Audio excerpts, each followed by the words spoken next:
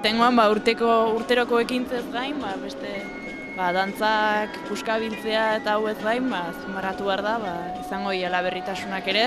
Eta hauen artean argazki lehiaketa bat antolatu dugu, iazko 2014ko inauteritako argazkikin, eta eskatu dugu herritarrei bidaltzeko, eta datorren ostegunean izango da proiekzio hori.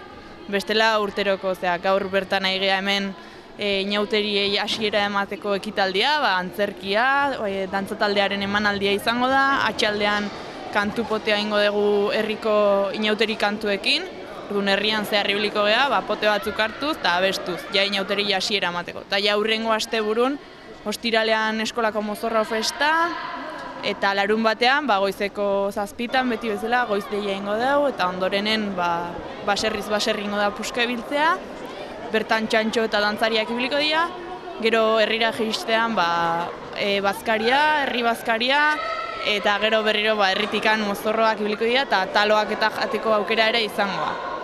Eta igandean berriz ere puska biltzea, baina egiten da normalean kalez kale. Eta gero zita garrantzitsua izatea inauteritan, igandeko herri bazkaria, bertan normalean herritar gehienak biltzen geha, eta urtengoan ere hoi izango daula zite garrantzitsuena. Eta bukatzeko, ijitoa errez bukatzen dugu, eta bertan su inguruan dantzan. Eta urtengoan ere hoi izango da.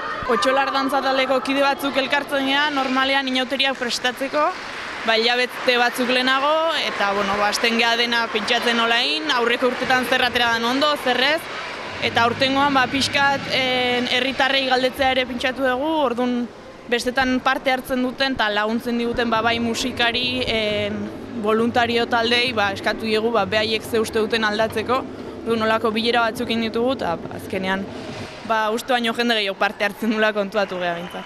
Mozorro guztiak prest? Bai, behintzat eta espero dugu lizdartzatar gehienek ehala izatea, edo beti izaten da, azkeneko momentuan prestatzen duen norbait ere, baino printzipioz bai. Herriko festa bat da, herritarre parte hartu behar dute, dantzariak, txantxoak, herri txikia izan ere, denak muitu behar dugu, eta noski, animatzea ditugu herritar guztiek, eta inguruko eskualdeko jendea ere gertuatzea, gure inauteriak ezautzea, merezi duta.